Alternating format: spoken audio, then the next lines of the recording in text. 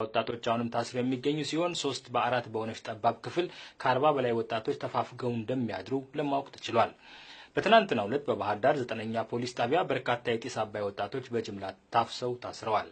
በባህር ዳር ከተማም ምንም የማያውቁ የ14 እና የ15 ዓመት ታዳጊዎች ወደ እስር ቤት እየተወሰዱ ነው። በርካታ እናቶች በምሽት በራቸው እየተሰበረ ልጆቻቸውን እንዲያስረክቡ እየተጠየቁ ነው። እስረኞቹን ወደ ብር ሸለቆ ለመውሰድ መታሰቡንም ምንጮቻችን አክለው ገልጸዋል። በእንቃሽ የተደረገውን ውጊያ በተመለከተ መንግስት እስካሁን የሰጠው ይፋዊ መግለጫ የለም። በአውሮፓ ህብረት መቀመጫ ብራሰልስ ኢትዮጵያውያን የተቃውሞ ሰልፍ አደረጉ።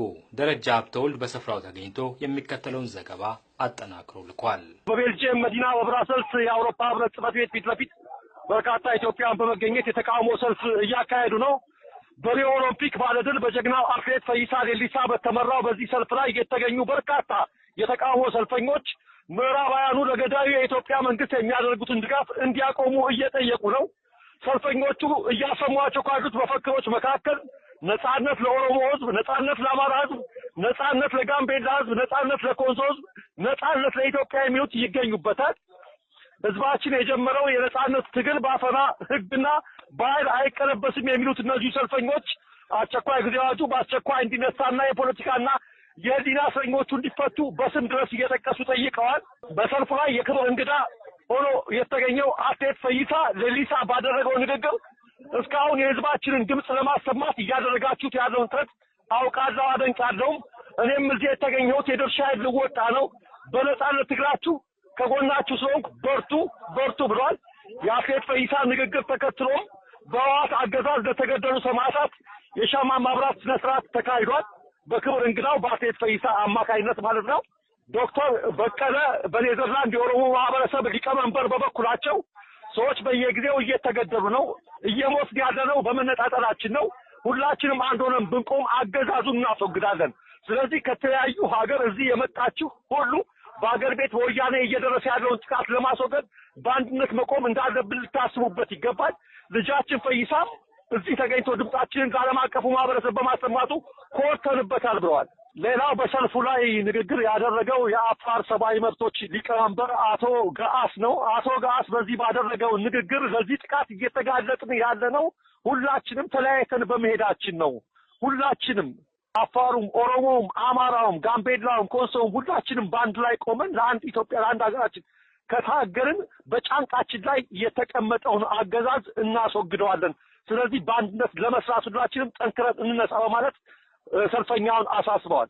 ሰልፈኞቹ ከሻማ ማብራቱ ስለ ስርዓትን በኋላ በኢትዮጵያ ፍትህ፣ ነጻነት፣ ዲሞክራሲ የለም፣ ወያኔ ይውደም ወይም ዳውን ወያኔ፣ ህወሓት ይውደም ወይም ዳውን ሲቲኤልኤፍ፣ ንጹሃንን መግደል ይቁም፣ ፍትህን፣ ነጻነት እንሻለን በማለት በከፍተኛ ስሜት ነው አሁንም ቁጣቸውን እየገለጹ ይገኛሉ።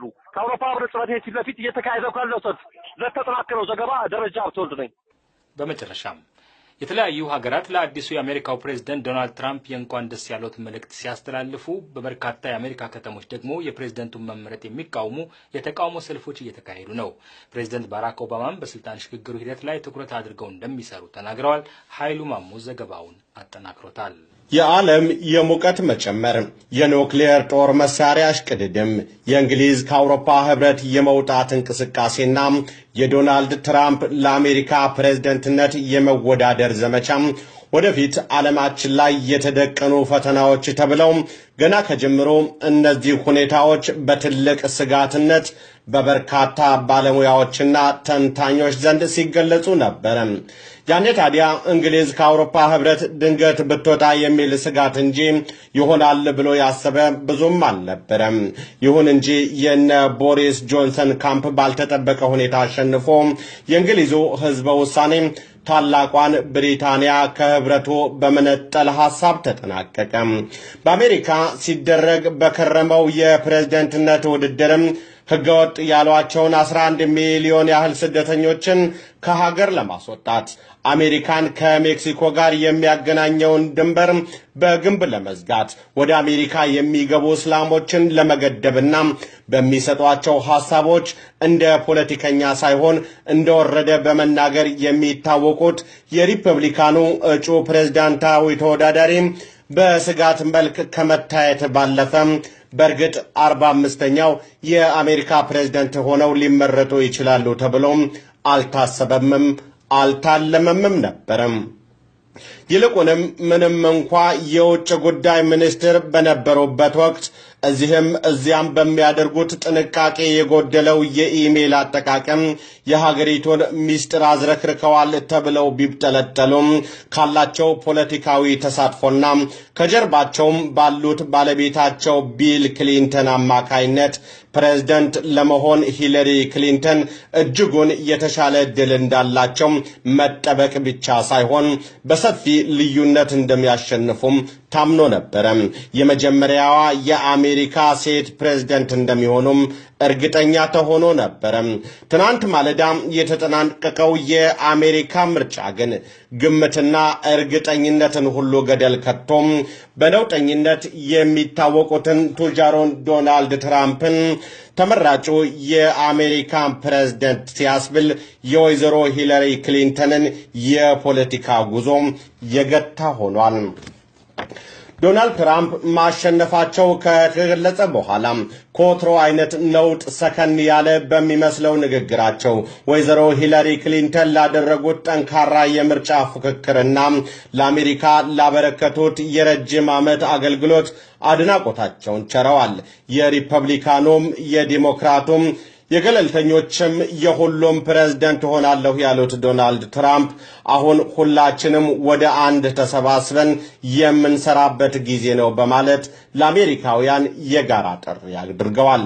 ትናንት አመሻሹን ከቤተሰቦቻቸው ጋር ሆነው መግለጫ የሰጡት ወይዘሮ ሂለሪ ክሊንተንም እንግዲህ በአሜሪካ ሕዝብ ፍላጎት መሰረት እድሉን ለዶናልድ ትራምፕ መስጠት ግድ መሆኑን የገለጹ ሲሆን በቅስቀሳ ሂደት ወቅት አብረዋቸው ለነበሩ ሁሉ አመስግነው በውጤቱ ማዘናቸውንም ሳይሸሽጉ ተናግረዋል። ዶናልድ ትራምፕ ለፕሬዝዳንትነት ብቁ እንዳልሆኑ ሲገልጹ የከረሙት ፕሬዝዳንት ባራክ ኦባማን በሰጡት መግለጫ በሁለታችን መካከል ያለውን የሐሳብ ልዩነት መካድ ባይቻልም ይህ የዲሞክራሲ ተፈጥሯዊ ባህሪ ስለሆነ በስልጣን ሽግግሩ ሁኔታ በጋራ ለመስራት እጥራለሁ ብለዋል። ዛሬ ጠዋትም ትራምፕ በዋይት ሃውስ ቤተ መንግስት ከፕሬዝዳንት ኦባማ ጋር ለቁርስ እንደሚገናኙ የተዘገበ ሲሆን ለሚቀጥሉት 10 ሳምንታት የሚቆየውን የስልጣን ርክክብ ሂደት የሚመሩት የኒው ጀርሲው ገዢ ክሪስቲ እንደሚሆኑም ታውቋል። ከትራምፕ ማሸነፍ ዜና በኋላም ዓለም በተደበላለቀ ሁኔታ ዜናውን የተከታተለው ሲሆን ትራምፕን እንኳን ደስ ያሉት በማለት መልእክት በማስተላለፍ ረገድ ሩሲያና ቻይና ቀዳሚውን ስፍራ ሲይዙ ግራ በገባው ስሜት ሆነውም ቢሆን እንግሊዝ፣ ጀርመን፣ ፈረንሳይና ሌሎች የምዕራብ ሀገሮችም እንኳን ደስ ያሉት ማለታቸው አልቀረም። የምርጫውን ውጤት በውድቅት ሌሊት በየቤቱና በየቦታው የተከታተለው የአሜሪካ ሕዝብም በተለይም በውጤቱ የደነገጡት የትራምፕ ተቃዋሚዎች መንጋቱን ጠብቀው የተለያዩ ከተሞችን በተቃውሞ ሰልፍ አናውጠዋል። በብዛት ትራምፕ የኔ ፕሬዝዳንት አይደለም የሚል መፈክር የያዙ ተቃዋሚዎች በኒውዮርክ፣ በኦክላንድ ካሊፎርኒያ፣ በሎስ አንጀለስ፣ በቺካጎ፣ በፖርትላንድ ኦሪጎን፣ በዋሽንግተን ዲሲና በሌሎችም አካባቢዎች አደባባይ መውጣታቸውን ዛሬ የወጡ የመገናኛ ብዙሃን ዘግበዋል።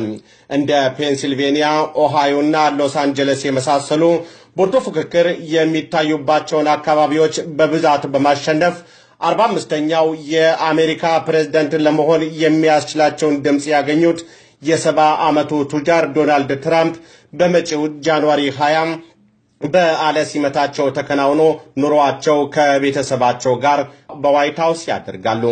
ገና ከሩቁም የዓለማችን ስጋቶች የተባሉት የሙቀት መጨመር፣ የእንግሊዝ ከአውሮፓ ህብረት መውጣት፣ የኑክሌር ጦር መሳሪያ እሽቅድድምና የዶናልድ ትራምፕ ፕሬዝዳንት መሆን ሁሉም ዛሬ እውን ሆነው ዓለማችን የተጋፈጠቻቸው ፈተናዎች ሆነዋል። ከሁሉም በላይ ለሁሉም አስፈሪ የሆነው ግን የኑክሌሩ ቁልፍ በዶናልድ ትራምፕ እጅ የመግባቱ ዜና እርግጥ መሆኑ ነው። ውድ ተመልካቾቻችንና አድማጮቻችን የዕለቱ ዜና በዚህ ተጠናቀቀ።